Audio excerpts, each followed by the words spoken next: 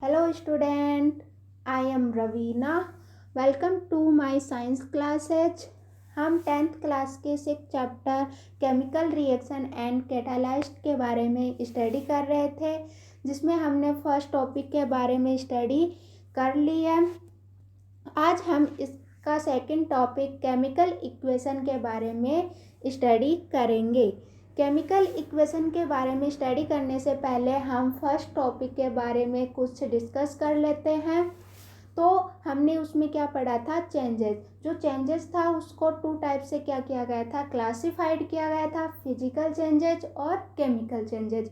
Physical changes जो होता है कि सब्सटेंस है उसकी फिजिकल प्रॉपर्टीज में क्या हो रहा है, चेंज हो रहा है, उसकी स्टेट में चेंज हो रहा है, लेकिन केमिकल प्रॉपर्टीज में कोई चेंज नहीं हो रहा, तो उसको हम बोल रहे थे फिजिकल चेंजेस। और केमिकल चेंजेस में क्या था कि उसकी केमिकल प्रॉपर्टीज में चेंज हो रहा है, तो उसको हम क्या बोलते हैं, केमिकल चेंजेस। तो हमने सेकंड कैरेक्टर्स क्या पढ़ा था कि फिजिकल चेंजेस में कि कोई न्यू सब्सटेंस नहीं बनता, no new substance are formed. Chemical changes में क्या था कि उसमें न्यू सब्सटेंस क्या होता है कि फॉर्म्ड होता है, कि न्यू सब्सटेंस आर फॉर्म्ड। ये क्या, जो फिजिकल चेंजेस है वो क्या होता है, टेम्परेरी होता है, और केमिकल चेंजेस जो होता है वो क्या होता है, परमानेंट होता है। केमिकल जो फिजिकल चेंजेस होता है वो क्या होता है, अनस्टेबल होता है, क्योंकि उसमें जो हमने फॉर एग्जांपल समझाया था, आइस से क्या बन रहा है, वाटर, और जैसे ही उसको हीट कर रहे हैं तो वाटर में चेंज हो रहा है, वाटर को और हीट करते हैं तो वो वेपर में चेंज हो रहा था, तो वेपर का कंडेंसेशन करवा रहे हैं तो वापस वाटर बन रहा है, वाटर को कूलिंग करेंगे तो क्या बन रहा है, आइस बन रही है। तो वो एक क्या है, अनस्टेबल चेंजेज है, कि आइस है, आइस को कि बाहर रख दिया नॉर्मल टेम्परेचर पर तो वो किस में कन्वर्ट हो गई, वाटर में कन्वर्ट हो गई। अब वाटर को कूलिंग किया तो वो वापस क्या बन गई, आइस बन गई। तो वो एक क्या है, फिजिकल चेंजेस अनस्टेबल। फिर जो केमिकल चेंजेज होता है वो क्या होता है, स्टेबल होता है, कि उसमें हमने फॉर एग्जांपल लिया था कोयले का, कि कोयले को जैसे ही जलाया तो वो क्या बन गई, राख में कन्वर्ट हो गया और उसमें से CO2 निकली। तो जो राख बनी थी उसे हम वापस क्या नहीं बना सकते, कोयला नहीं बना सकते। तो वो जो केमिकल चेंजेज है वो क्या है, एक स्टेबल है। नेक्स्ट हमने क्या पढ़ा था कि जो फिजिकल चेंजेज होता है उसमें एनर्जी जो होती है वो बहुत कम वेस्ट होती है, और जो केमिकल चेंजेज होता है उसमें जो एनर्जी का यूज होता है वो बहुत ज़्यादा होता है। तो आज हम क्या पढ़ेंगे, केमिकल इक्वेशन के बारे में पढ़ेंगे कि व्हाट इज केमिकल इक्वेशन।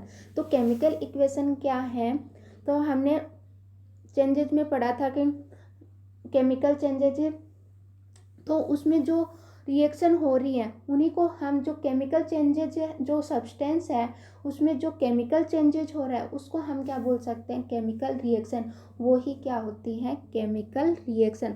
तो केमिकल रिएक्शन जो हो रही है उसको हम किसके द्वारा रिप्रेजेंट करें, मोलिकुलर फॉर्मूला एंड उसके सिंबल से रिप्रेजेंट करते हैं, तो उसको हम क्या बोलेंगे, केमिकल इक्वेशन बोलेंगे। कि जो केमिकल रिएक्शन जो हो रही है उसको हमें शॉर्ट फॉर्म में क्या करना है, रिप्रेजेंट करना है, उसको हम क्या बोल सकते हैं, केमिकल इक्वेशन बोलते हैं।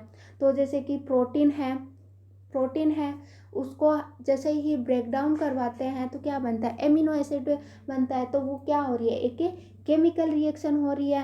फैट है, फैट को जैसे ही डाइजेस्ट करते हैं फैटी एसिड बनता है और साथ में गिल्सरॉल बनता है, तो एक क्या हो रही है, केमिकल रिएक्शन होती है। तो जो केमिकल रिएक्शन हो रही है उसको हम किस टाइप से रिप्रेजेंट कर रहे हैं, कि उसको हम केमिकल इक्वेशन को सेंटेंस में अगर रिप्रेजेंट कर रहे हैं तो वो क्या नहीं होगी, केमिकल इक्वेशन नहीं होगी।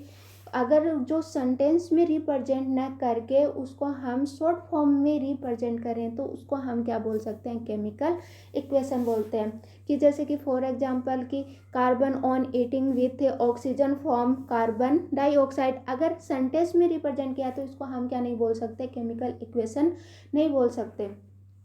तो हम केमिकल इक्वेशन को क्या कर दिया गया है कि 2 टाइप्स में डिवाइड कर दिया, एक तो वर्ड्स इक्वेशन और एक सिंबल इक्वेशन। तो वर्ड्स इक्वेशन क्या होती है, सिंबल इक्वेशन क्या होती है, कि अगर हम वर्ड्स में जो कोई केमिकल रिएक्शन हो रही है उसको हम किस टाइप से लिख रहे हैं कि उसके वर्ड्स में लिख रहे हैं, तो उसको कि उसके जो वर्ड्स में लिख रहे हैं उसको शॉर्ट फॉर्म में रिप्रेजेंट कर रहे हैं वर्ड्स के द्वारा, तो उसको हम क्या बोल सकते हैं, वर्ड्स इक्वेशन।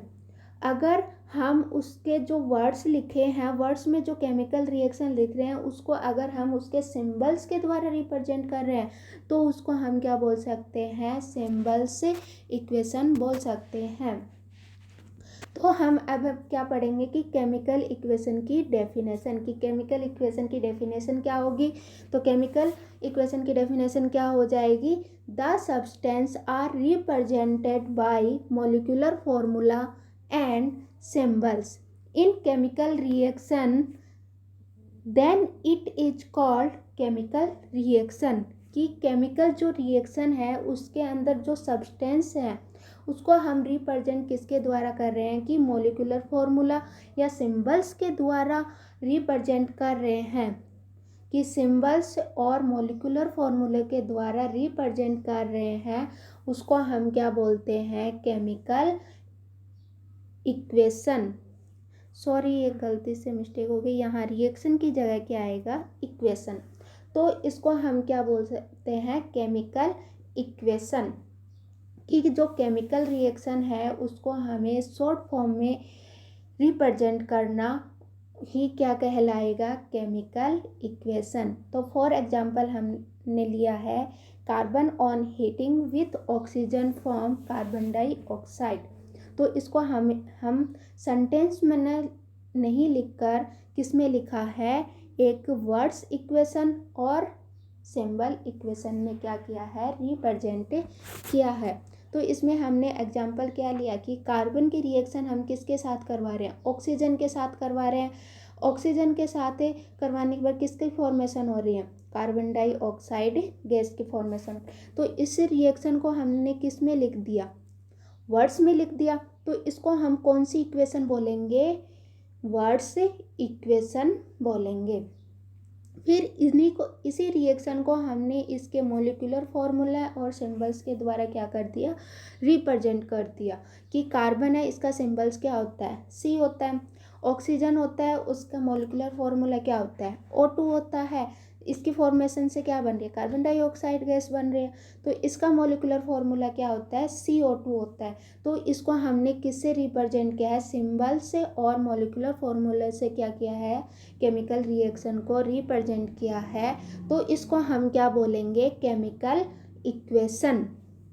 फिर हम क्या पढ़ेंगे, इसमें केमिकल जो रिएक्शन होती है उसमें एक होता है रिएक्टेंट और एक होता है प्रोडक्ट। तो इसमें रिएक्टेंट कौन सा होता है, प्रोडक्ट कौन सा होता है, ये हम बताते हैं। कि रिएक्टेंट कौन सा होगा, कि इसमें जो एरो होता है उसके लेफ्ट साइड में जो सब्सटेंस प्रेजेंट होते हैं उसको हम क्या बोलेंगे, रिएक्टेंट बोलेंगे। एरो के राइट साइड में जो सब्सटेंस प्रेजेंट होते हैं उनको हम क्या बोलेंगे, प्रोडक्ट बोलेंगे। तो इनकी डेफिनेशन क्या हो जाएगी, पहले हम क्या पढ़ते हैं, रिएक्टेंट। तो रिएक्टेंट कौन से हो जाएंगे, कि the substance formed in chemical reaction are written at the left side of arrow which are called reactants. कि इसमें जो सब्सटेंस हैं, जो केमिकल रिएक्शन है उसमें जो सब्सटेंस है वो एरो के लेफ्ट साइड में है, उनको हम क्या बोलेंगे, रिएक्टेंट्स। तो जो हम रिएक्शन करवा रहे हैं, केमिकल रिएक्शन जो करवा रहे हैं उसमें जो सब्सटेंस यूज कर रहे हैं, तो जो एरो के लेफ्ट साइड में है उनको, तो वो जो सब्सटेंस हैं उनको हम क्या होते हैं, वो क्या होते हैं, रिएक्टेंट्स होते हैं। और एरो की राइट साइड में जो होते हैं वो क्या होंगे, प्रोडक्ट। तो इसकी डेफिनेशन क्या हो जाएगी, the substance formed in chemical reaction are written at the right side arrow which are called product. कि जो हम केमिकल रिएक्शन में सब्सटेंस जो फॉर्म्ड हो रहा है, कि जो बन रहा है, कि इसमें रिएक्टेंट में तो क्या हो जाए कि जो सब्सटेंस पार्टिसिपेट कर रहा है जो पार्टिसिपेट कर रहा है केमिकल रिएक्शन में, जो सब्सटेंस जो एरो के लेफ्ट साइड में लिखते हैं उसको तो हम क्या बोलेंगे, रिएक्टेंट बोलेंगे। और जो सब्सटेंस क्या हो रहा है, फॉर्म्ड हो रहा है, जो सब्सटेंस क्या हो रहा है, बन रहा है, उसको हम क्या बोल देंगे, प्रोडक्ट। तो इसमें जो रिएक्टेंट है उसमें ये फॉर्म्ड है, यहाँ पर आ जाएगा पार्टिसिपेट, कि the substance participate in chemical reaction are written at the left side of arrow which are called reactants। Product क्या हो जाएगा, the substance formed in chemical reaction are written at the right side arrow which are called product।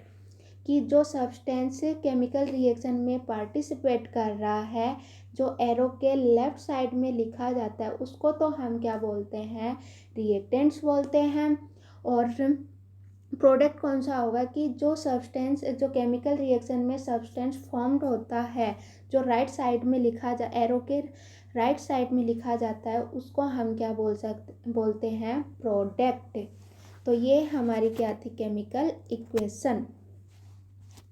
फिर हम next topic क्या पढ़ेंगे इसी का, chemical equation में इसकी स्टेप की केमिकल रिएक्शन जो होती है शॉर्ट फॉर्म में हम जो लिखते हैं वो कैसे लिखी जाती हैं, कैसे बनती हैं, इनके बारे में है कि इसकी स्टेप देखेंगे केमिकल इक्वेशन की। तो step for writing chemical equation, तो इसकी फर्स्ट स्टेप हम क्या देखेंगे कि जो रिएक्शन जो केमिकल रिएक्शन हो रही है उसमें रिएक्टेंट कौन सा होता है और प्रोडक्ट कौन सा होता है, जो अभी हमने पढ़ा है। तो इसमें हमने एग्जाम्पल क्या ले लिया, कार्बन कार्बन की रिएक्शन किसके साथ करवा रहे हैं, ऑक्सीजन के साथ करवा रहे हैं। ऑक्सीजन से क्या बन रहा है, कार्बन डाइऑक्साइड गैस बन रही है। तो इसको हम सबसे पहले तो क्या पता होना चाहिए कि इसमें रिएक्टेंट कौन सा है और प्रोडक्ट कौन सा है। तो अभी बताया था जो एरो जो साइन है, ये जो एरो साइन है इसके जो लेफ्ट साइड में जो सब्सटेंस क्या हो रहा है, पार्टिसिपेट कर रहे हैं, उसको तो हम क्या बोलेंगे, रिएक्टेंट बोलते हैं। और इसके जो राइट साइड में एरो के राइट साइड में है उसको हम क्या बोलते हैं, प्रोडक्ट बोलते हैं। जो सब्सटेंस होते हैं, जो केमिकल रिएक्शन में जो सब्सटेंस फॉर्म्ड होते हैं उसको हम क्या बोलेंगे, प्रोडक्ट बोलेंगे। फिर नेक्स्ट स्टेप इसी में से देखते हैं कि जो हमने रिएक्टेंट लिया है वो क्या है, एक से ज़्यादा है, और प्रोडक्ट जो बन रहा है वो ओनली क्या है, एक है। तो अगर रिएक्टेंट या प्रोडक्ट दोनों में से अगर रिएक्टेंट क्या हो, मोर देन वन है, कि एक से ज़्यादा है, तो उनके बीच में किसका साइन लगाएंगे, हम पॉजिटिव साइन लगाएंगे। कि कार्बन है, इसमें जो रिएक्टेंट है वो क्या है, एक से ज़्यादा है, तो इसमें किसका साइन लगाया है, प्लस का साइन लगाया है। तो इसमें क्या होता है कि नेक्स्ट हमें क्या करना होगा कि जो रिएक्शन लिखेंगे, अगर जो हम रिएक्टेंट यूज में ले रहे हैं वो अगर रिएक्टेंट एक से ज़्यादा ले रहे हैं, तो उनके में जो रिएक्शन जो लिखेंगे तो उसमें हमें दोनों के बीच में हम किसका साइन लगाएंगे, प्लस का साइन लगाएंगे। तो इसमें हमने दो रिएक्टेंट लिए थे, कार्बन और ऑक्सीजन की। कार्बन की रिएक्शन किसके साथ करवाए, ऑक्सीजन के साथ, तो कार्बन इसमें बीच में साइन किसका लगाएंगे, प्लस का। फिर क्या लिखेंगे, O2। फिर एरो का साइन लगेगा, एरो के साइन से जो प्रोडक्ट बन रहा है उसको हम क्या लिख देंगे, उसका मॉलिक्यूलर फॉर्मूला या उसके वर्ड से लिख देंगे CO2। तो कार्बन डाइऑक्साइड गैस निकल रही है, तो ये क्या बन रहा है, प्रोडक्ट। तो यहाँ पर जो प्रोडक्ट बन रहा है वो क्या बन रहा है, ओनली वन बन रहा है, तो इसमें किसी का भी साइन नहीं आएगा। अगर मान लीजिए कि A+B है, इसकी रिएक्शन करवा रहे हैं तो क्या बना, AB। तो जैसे कि रिएक्टेंट है, इसमें दो रिएक्टेंट क्या कर रहे हैं, यूज ले रहे हैं, तो इसमें किसका साइन लगा दिया, प्लस का लगा दिया। फिर इसमें जो प्रोडक्ट बन रहा है ओनली क्या बना, वन बन रहा है, तो इसमें क्या नहीं लगाएंगे, हम प्लस का साइन नहीं लगाएंगे, क्या लिख देंगे, AB। कि ऐसे ही जैसे कि एक हमने क्या ले लिया, रिएक्टेंट लिया है, इससे क्या बन रहे हैं, दो प्रोडक्ट बन रहे हैं B+C। तो इसमें जो प्रोडक्ट है तो उसमें हम अगर दो प्रोडक्ट बन रहे हैं तो उसमें हम किसका साइन लगाएंगे, प्लस का साइन लगाएंगे। तो ये बात भी हमें रिएक्शन लिखते हुए, रिएक्शन इक्वेशन जो केमिकल इक्वेशन है वो लिखते समय ध्यान में रखनी है। तो सबसे पहला स्टेप तो क्या हो जाएगी, for writing an equation of chemical reaction first of all write the reactants sign of arrow and then products. कि इसमें जो रिएक्टेंट है वो उसका साइन एरो के साइड में किस साइड की, फर्स्ट में तो हमें ये देखना है कि रिएक्टेंट एरो के किस साइड लिखना है और प्रोडक्ट को एरो के साइड किस साइड लिखना है। तो सबसे पहले तो हमें इस बात का ध्यान रखना है, रिएक्शन लिखते समय जो केमिकल इक्वेशन लिखेंगे तो सबसे पहले हमें रिएक्टेंट का भी पता होना चाहिए और जो बन रहा है वो प्रोडक्ट होता है उसका भी पता होना चाहिए। अगर रिएक्टेंट सेकंड क्या हो जाएगी, अगर if the number of reactant and products are more than one then sign of positive is written between them। कि इसमें जो एक से अधिक क्या हो, रिएक्टेंट हो या प्रोडक्ट है, कि जो रिएक्टेंट और प्रोडक्ट है उनकी संख्या एक से ज़्यादा है तो उसमें किसका साइन लगाएंगे, हमें प्लस का साइन लगाएंगे। फिर नेक्स्ट स्टेप देखते हैं हम कि ई हमने क्या लिया है, Mg किसका सिंबल्स है, किसका सिंबल्स है, मैग्नीशियम का, O2 ऑक्सीजन का, इससे क्या बन रहा है MgO।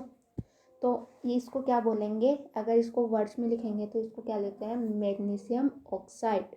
मैग्नीशियम प्लस ऑक्सीजन, इसके रिएक्शन करने पर किसकी फॉर्मेशन हो रही है, मैग्नीशियम ऑक्साइड की। तो इसमें हम क्या देखेंगे, लॉ ऑफ मास कंजर्वेशन देखेंगे। लॉ ऑफ मास कंजर्वेशन क्या होता है कि जो हमने रिएक्टेंट लिए हैं, कि हमने जो रिएक्टेंट लिया है उससे जो प्रोडक्ट बन रहा है तो दोनों के जो मास होते हैं वो क्या होना चाहिए, दोनों के इक्वल होने चाहिए। जो रिएक्शन हो रही है वो बैलेंस्ड होनी चाहिए। तो वो क्या होता है, लॉ ऑफ मास कंजर्वेशन। तो सेकंड हम क्या बात ध्यान में रखेंगे कि ये लॉ ऑफ मास कंजर्वेशन है या नहीं। तो लॉ ऑफ मास कंजर्वेशन होना चाहिए कि इसमें हमने एग्जांपल क्या लिया, मैग्नीशियम की रिएक्शन ऑक्सीजन के साथ करवा रहे हैं और क्या बन रहा है, MgO बन रहा है, मैग्नीशियम ऑक्साइड बन रहा है। तो इसमें हमें लॉ ऑफ मास कंजर्वेशन देखना है कि मान लीजिए कि हमने तराजू लिया, उसमें इसको तौल रहे हैं तो जितना हमने मैग्नीशियम रिएक्टेंट लिया है उतना ही क्या होना चाहिए, प्रोडक्ट होना चाहिए। कि मान ली कि जो हमने रिएक्टेंट लिया है वो 10 ग्राम लिया है, जैसे इसकी फॉर्मेशन हुई मैग्नीशियम ऑक्साइड की तो उसको देखा कि उसका भी क्या होना चाहिए, 10 ग्राम में मास होना चाहिए। कि उसका वेट क्या था, मैग्नीशियम में और ऑक्सीजन जो रिएक्टेंट लिया था उसका वेट क्या था, 10 ग्राम था। और जैसे ही रिएक्शन गए जिसकी फॉर्मेशन हुई तो उसका भी वेट कितना होना चाहिए, 10 ग्राम होना चाहिए।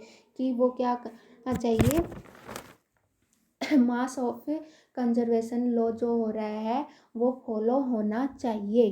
कि उसका वेट 10 ग्राम है तो जो रिएक्टेंट का मास से या वेट जो भी है वो 10 ग्राम है तो प्रोडक्ट का भी वेट कितना होना चाहिए, 10 ग्राम में होना चाहिए। तो इस सब ये बात भी हमें ध्यान रखनी है कि लॉ ऑफ मास कंजर्वेशन ने फॉलो कर रहा है या नहीं कर रहा। फिर नेक्स्ट हम क्या देखेंगे कि ये जो हम रिएक्शन लिख रहे हैं, जब भी हम ये रिएक्शन लिखते हैं तो इसमें हमें ये बात भी ध्यान रखनी चाहिए कि जो इक्वेशन जो लिख रहे हैं वो बैलेंस है या नहीं है। जो केमिकल रिएक्शन हो रही है उसको बैलेंस रखना है, बैलेंस्ड रखना है। कि अभी जैसे कि इसमें क्या लिया, Mg कितने, एक है तो इससे जो प्रोडक्ट बना है उसमें Mg कितने, एक ही है। ऑक्सीजन है वो कितने हैं, इसमें 2 है, इसमें कितने O है, एक ही है। ऑक्सीजन कितने हैं, एक ही है। तो इसमें ये जो इक्वेशन जो केमिकल रिएक्शन हो रही है वो बैलेंस्ड है, नहीं है। तो इसलिए हमें सेकंड स्टेप तो क्या देखिए, लॉ ऑफ मास कंजर्वेशन की दोनों का मास क्या होना चाहिए, इक्वल होना चाहिए, तभी जो रिएक्शन हो रही है, केमिकल रिएक्शन हो रही है, वो क्या होगी, बैलेंस्ड होगी। तो फिर नेक्स्ट हम क्या देखेंगे कि अगर मास से सेम आ रहा है तो वो भी क्या होगी, बैलेंस होगी। केमिकल इक्वेशन क्या होगी, बैलेंस होगी। तो इसको बैलेंस करने के लिए हम क्या करेंगे कि Mg इधर क्या, एक ऑक्सीजन यहाँ 2 है, तो इसमें हम बैलेंस करेंगे तो मैग्नीशियम है, उसके आगे हम क्या लिख देंगे, 2 लगा देंगे। 2 लगा देंगे तो फिर यहाँ पर क्या लगा देंगे कि यहाँ 2 मैग्नीशियम हो गए और यहाँ 2 ऑक्सीजन हो गए, लेकिन यहाँ पर क्या है, एक ही मैग्नीशियम ऑक्सीजन, तो 2 कहाँ लगा देंगे, इसके आगे क्या लगा देंगे, 2। तो अब देखो कि ये इक्वेशन क्या हो गई, बैलेंस हो गई। कितने हैं, 2 मैग्नीशियम है, 2 ऑक्सीजन है। इसमें जो प्रोडक्ट बना है उसमें भी क्या है, 2 मैग्नीशियम है और 2 ऑक्सीजन है। तो हमें जो इक्वेशन है वो क्या होनी चाहिए, जो हम इक्वेशन लिख रहे हैं वो क्या होनी चाहिए, बैलेंस होनी चाहिए।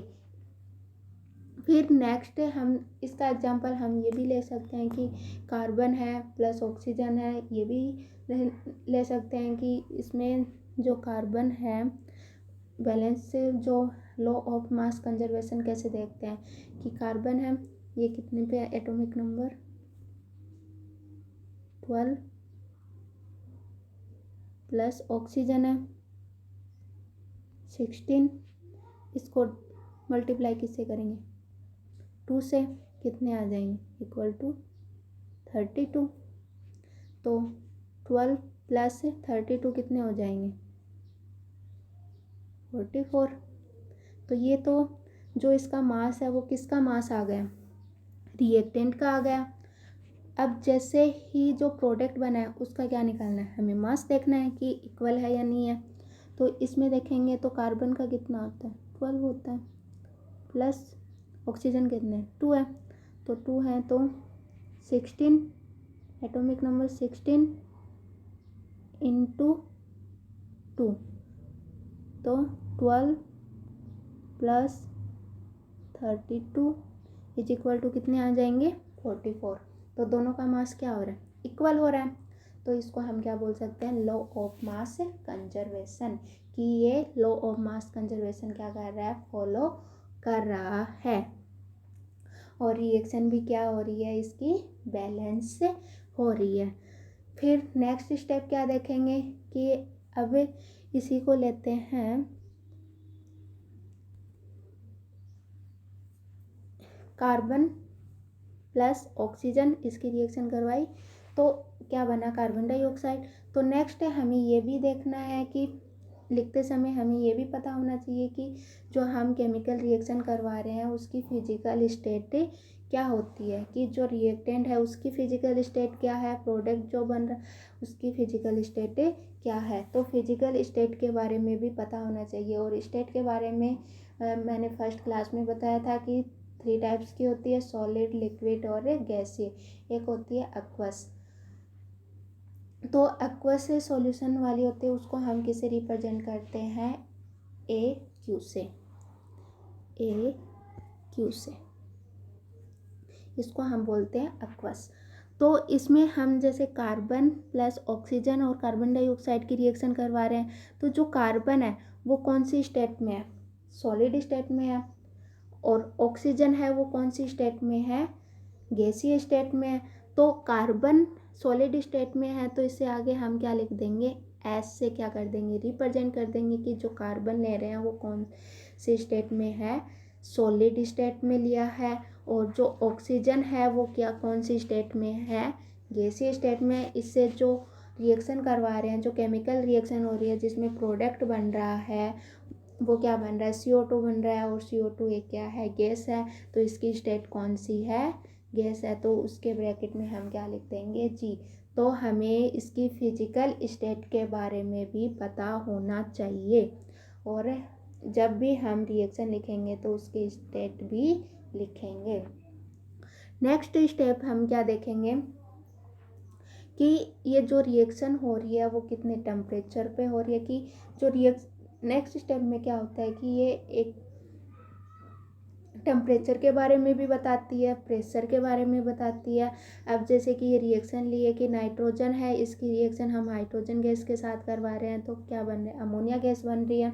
तो ये जो रिएक्शन है बैलेंस है, तो लॉ ऑफ कंजर्वेशन को भी फॉलो कर रही है, और इसमें रिएक्टेंट ये वाले हो गए, प्रोडक्ट ये वाले हो गए। तो अब इसमें ये क्या शो कर रही है कि ये कितने टेम्परेचर पे हो रही है और ये कितने प्रेशर पे हो रही है। तो जब हम ये जो प्रैक्टिकल करते हैं तो उसमें क्या होता है कि अब जो साइंटिस्ट ने ये प्रैक्टिकल किया, एक्सपेरिमेंट किया था, तो उन्होंने कितने टेम्परेचर पे की थी, कितना एटमॉस्फेयर मतलब जो प्रेशर लिया था, उसको भी हमें क्या होता है कि लिखना होता है। तो वो जो हम रिप्रेजेंट करेंगे वो कहाँ रिप्रेजेंट करते हैं, एरो पे रिप्रेजेंट करते हैं।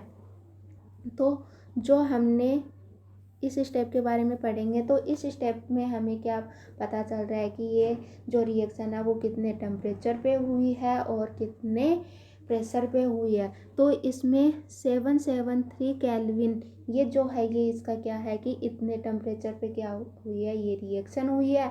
और 200 एटीएम एटमॉस्फेयर है, तो ये क्या है कि इतने प्रेशर पे हुई है।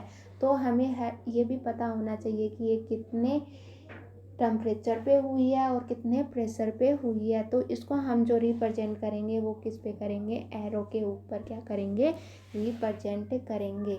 और इस रिएक्शन से हमें एक और क्या पता चल रहा है, कौन सी स्टेप पता चल रही है कि ये जो रिएक्शन हो रही है वो रिवर्सिबल रिएक्शन है या इरिवर्सिबल रिएक्शन है।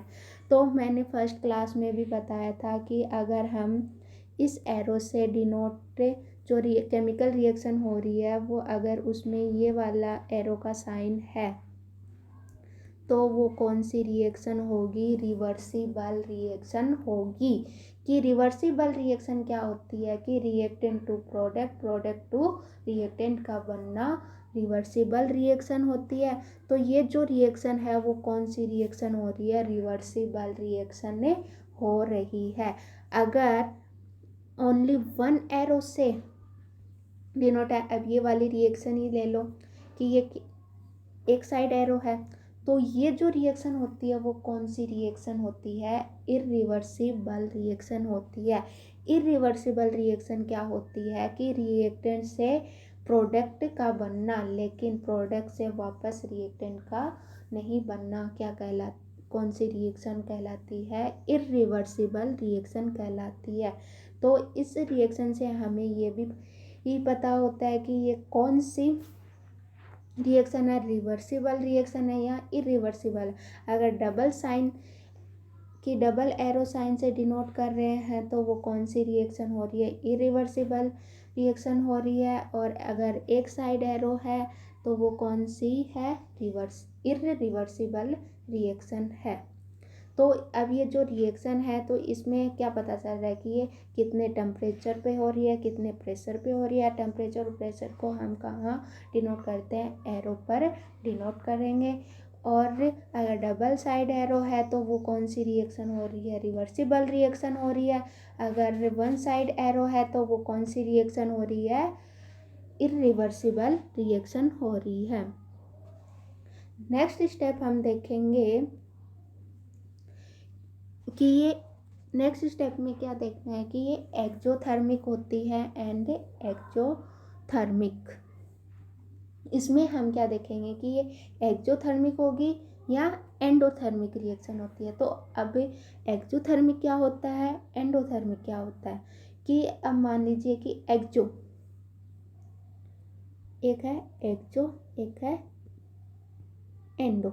तो एक्जो से तो क्या हो रहा है, बाहर की साइड, एंडो का अर्थ क्या होता है, अंदर की साइड। तो एक्जोथर्मिक क्या होगी कि जो भी रिएक्शन है, जो भी रिएक्शन हम करवा रहे हैं उसमें जो रिएक्टेंट लिया है वो अगर हीट देने की ज़रूरत नहीं होती, अगर मान लीजिए एक्जोथर्मिक में हमने क्या लिया है, नाइट्रोजन लिया है और हाइड्रोजन, इन दोनों की रिएक्शन करवा रहे हैं। जब इन दोनों की रिएक्शन करवाते हैं उस टाइम किसकी ज़रूरत नहीं हो रही, एनर्जी की ज़रूरत नहीं हो रही, हीट की ज़रूरत नहीं है। लेकिन जैसे ही रिएक्शन हो जाती है, मतलब जो प्रोडक्ट बन गया, उसके बाद क्या होती है कि एनर्जी निकल रही है उसकी, कि एनर्जी को क्या कर रहा है, वो रिलीज कर रहा है, तो वो क्या होगा, एक्जोथर्मिक होगा।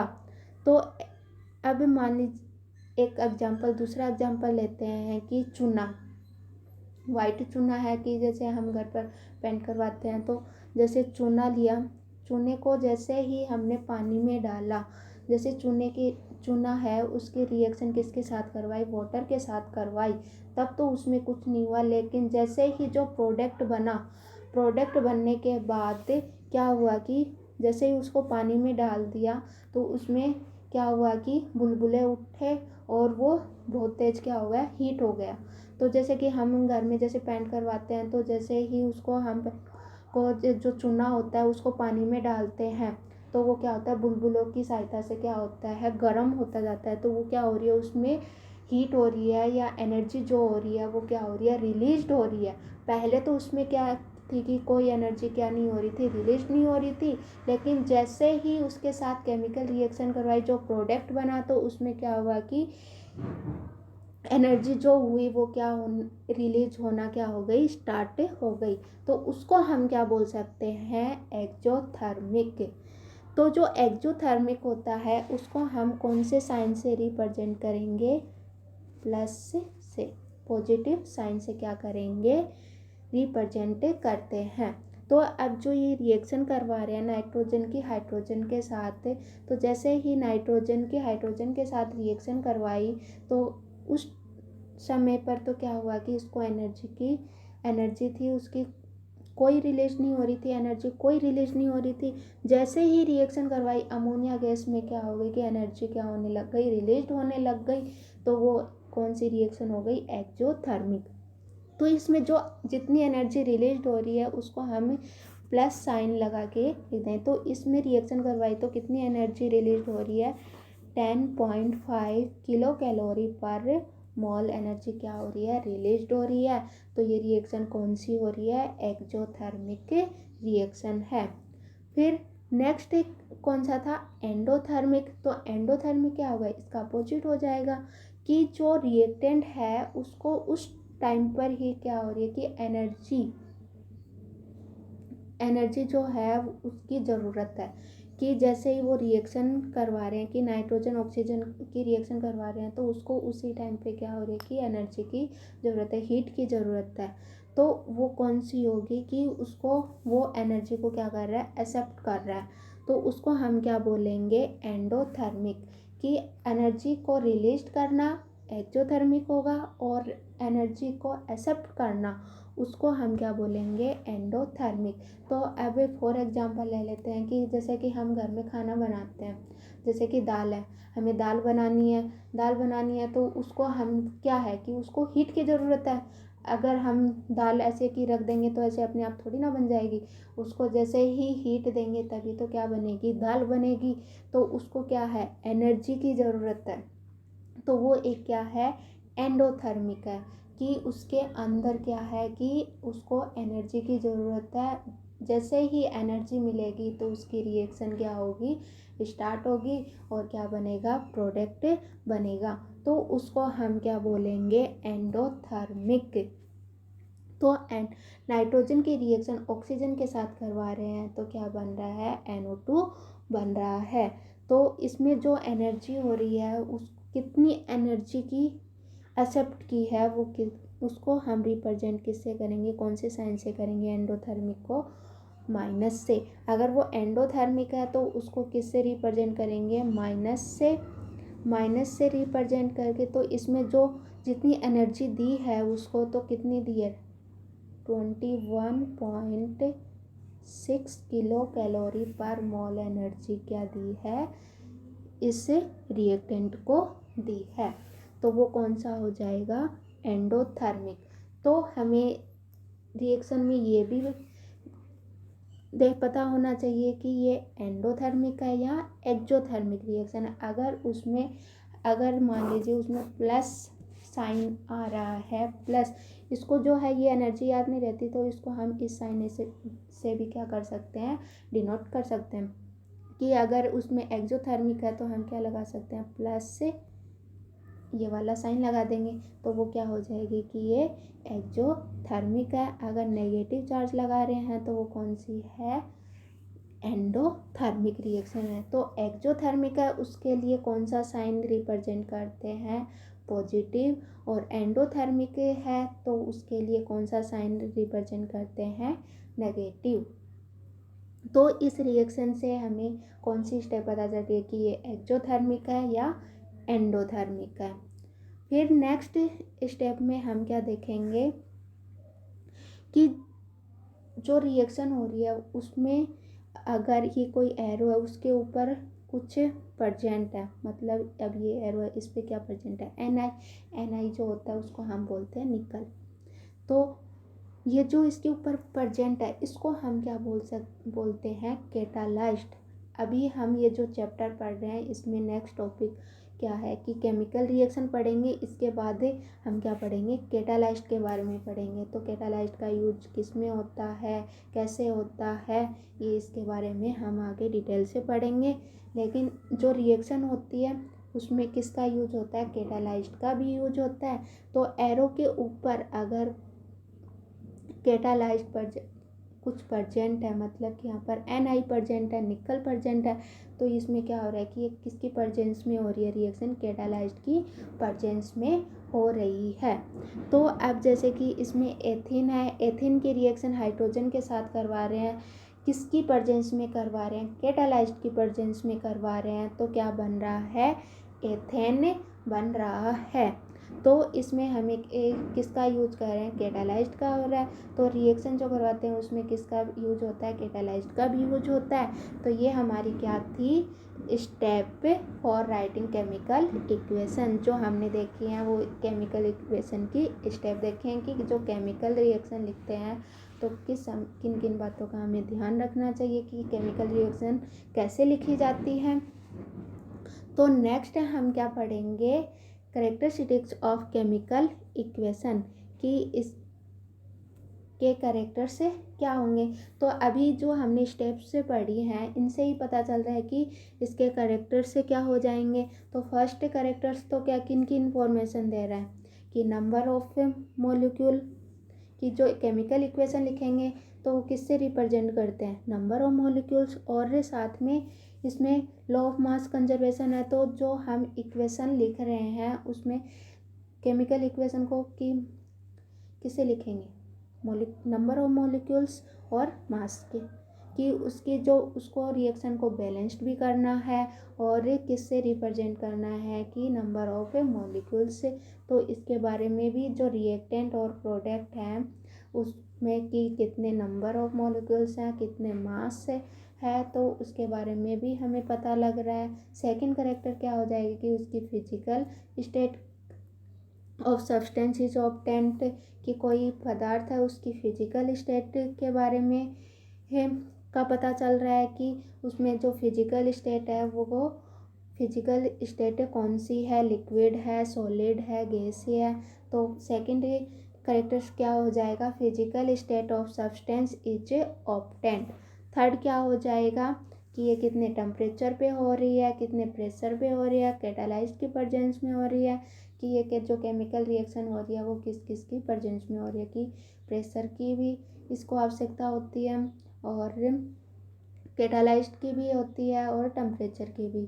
तो इसमें भी ये भी इसका थर्ड कैरेक्टर्स क्या हो जाएगा, the necessary condition like temperature, pressure, catalysed etcetera is obtained for a chemical reaction. Third क्या है कि इसमें किसका यूज कर रहे हैं, एक्जोथर्मिक और एंडोथर्मिक रिएक्शन। तो जो केमिकल रिएक्शन हो रही है वो एक्जोथर्मिक है या एंडोथर्मिक है। तो नेक्स्ट कैरेक्टर से क्या हो जाएगा इसका, एक्जोथर्मिक और endothermic nature of reaction is explained by equation. Last इसका कैरेक्टर्स क्या हो जाएगा, ये रिवर्सिबिलिटी ऑफ रिएक्शन, कि ये जो रिएक्शन हो रही है वो रिवर्सिबल है, इरिवर्सिबल है, इसके बारे में भी ये बता रहे हैं। तो इसका नेक्स्ट कैरेक्टर्स है वो क्या हो जाएगा, equation gives the knowledge about reversibility of reaction. फिर हम इसकी क्या पढ़ेंगे, लिमिटेशन, कि केमिकल इक्वेशन की लिमिटेशन क्या होती है, limitation of a chemical equation. तो अभी हमने केमिकल इक्वेशन जो पढ़ी है उसमें हमने इसके कैरेक्टर्स पढ़े हैं, लेकिन इसमें क्या क्या इसकी कमियां हैं उसके बारे में देखते हैं। कि इसमें इट डज नॉट, इसकी फर्स्ट लिमिटेशन क्या हो जाएगी, it does not give the information for completion of reaction, कि ये जो है किसकी इंफॉर्मेशन नहीं दे रही, कि जो ये रिएक्शन जो कंप्लीट हो रही है, जो रिएक्टेंट है उसे जो प्रोडक्ट बन रहा है, कि रिएक्टेंट है वो पूरा यूज हो रहा है प्रोडक्ट में या नहीं हो रहा, ये कितने समय में हो रही है, तो इसका क्या नहीं देती है, ये इंफॉर्मेशन नहीं देती है कि ये रिएक्शन कितने समय में हो रही है, जो रिएक्टेंट जो यूज कर रहे हैं वो पूरा प्रोडक्ट में यूज हो रहा है या नहीं हो रहा है, इसकी कोई भी इंफॉर्मेशन नहीं मिलती है। सेकंड क्या हो जाएगी इसकी, it does not explain about the construction of reactant and product, इसमें जो construction of reactant and product होते हैं तो इसमें क्या पता नहीं होता कि जो इसमें रिएक्टेंट लिया है वो लिक्विड है, गाढ़ा है, पतला है, कैसा है, इसके बारे में भी ये क्या नहीं देती, कोई इन्फॉर्मेशन नहीं देती है, कि ये इसमें कितने मोल्स काम में ले रहे हैं, कंस्ट्रक्शन क्या है, तो इसके बारे में ये कोई जानकारी नहीं देती। तो अब ये हमने के कौन सेकंड टॉपिक हमने क्या कर लिया, कंप्लीट कर लिया है। तो जो हमारा सेकंड टॉपिक था वो केमिकल इक्वेशन था। तो आई होप आपको समझ में आ गया होगा। अगर समझ में नहीं आया हो तो आप इस लेक्चर को बार बार देखें, समझ में आ जाएगा। तो इसमें हम अब ये देखते हैं कि इसमें से क्वेश्चन क्या पूछ लिए जाते हैं। इसमें क्या होता है कि ऑब्जेक्टिव टाइप क्वेश्चन भी पूछ लिए जाते हैं, कि ऐसे पूछ लेते हैं कि which sign is used for reversible reaction, कि जो रिवर्सिबल रिएक्शन है उसके लिए कौन सा साइन यूज किया जाता है। तो अब कि रिवर्सिबल रिएक्शन होता है उसके लिए डबल साइड एरो यूज करते हैं, और जो इरिवर्सिबल होते हैं उनको ओनली एक साइड जो एरो होता है उसी को क्या करते हैं, यूज करते हैं। तो इसमें जो क्वेश्चन पूछा जाएगा या तो शॉर्ट नोट्स के रूप में पूछा जाएगा कि step for writing chemical reaction and characteristic of a chemical equation. तो इसके स्टेप के बारे में पूछ लेंगे कि एक केमिकल रिएक्शन लिखते समय कौन कौन सी स्टेप काम में ली जाती है, और इसके करेक्टर्स के बारे में पूछ लिया जाता है। तो इसके करेक्टर से पता चल गया होगा, एक बार हमसे फिर से रिवाइज कर लेते हैं कि इसमें फर्स्ट करेक्टर हमें क्या देखना है, केमिकल जो रिएक्शन होती है उसमें रिएक्टेंट किस एरो के साइड किस साइड रिप्रेजेंट करेंगे और प्रोडक्ट किस साइड रिप्रेजेंट करते हैं। सबसे पहले हमें रिएक्टेंट और प्रोडक्ट का पता होना चाहिए। सेकंड क्या, अगर रिएक्टेंट और प्रोडक्ट है वो एक से ज़्यादा हैं तो उसमें हम क्या लगाएंगे, प्लस का साइन लगाएंगे। उनके जो दोनों के बीच में हम किसका साइन लगाएंगे, प्लस का साइन लगाएंगे। थर्ड स्टेप में हम क्या देखेंगे कि इसमें लॉ ऑफ मास कंजर्वेशन को फॉलो हो रहा है या नहीं हो रहा है। तो लॉ ऑफ मास कंजर्वेशन क्या होता है कि इसमें जो रिएक्शन हो रही है उसमें जो रिएक्टेंट है उसका वेट या उसका मास या जो प्रोडक्ट बन रहा है उसका मास दोनों का क्या होना चाहिए, इक्वल होना चाहिए। कि अगर इसका जो वेट है वो अगर 10 ग्राम है तो जो प्रोडक्ट बन रहा है उसका वेट भी कितना होना चाहिए, 10 ग्राम होना चाहिए, कि वो law of mass conservation follow करना चाहिए। थर्ड हम क्या देखेंगे कि अगर वो law of mass conservation follow कर रहा है तो रिएक्शन क्या होनी चाहिए, बैलेंस्ड होनी चाहिए। फिर नेक्स्ट है हम क्या देखेंगे कि इनको कि इसमें फिजिकल स्टेट जो रिएक्टेंट है और जो प्रोडक्ट बन रहा है उसको हमें फिजिकल स्टेट के बारे में भी पता होना चाहिए, कि जो हम रिएक्टेंट ले रहे हैं वो कौन सी स्टेट में है और जो प्रोडक्ट बन रहा है वो कौन सी स्टेट में बन रहा है। तो उन्हें हम रिएक्टेंट और प्रोडक्ट को फिजिकल स्टेट में रिप्रेजेंट करना चाहिए। नेक्स्ट स्टेप क्या हो जाएगी कि उसमें एक होता है एक्वस सॉल्यूशन। हमने कि 3 स्टेप पढ़ी थी, सॉलिड, गैसीय और लिक्विड। तो एक होती है एक्वस। तो एक्वस होती है कि जैसे कि हमने रिएक्शन करवाई है, कैल्शियम ऑक्साइड की रिएक्शन किसके साथ करवा रहे हैं, वाटर मॉलिक्यूल के साथ करवा रहे हैं। तो ये जो कैल्शियम ऑक्साइड है वो सॉलिड स्टेट में है और H2 है वो कौन सी स्टेट में है, लिक्विड। इससे जो बनता है वो क्या बनता है, कैल्शियम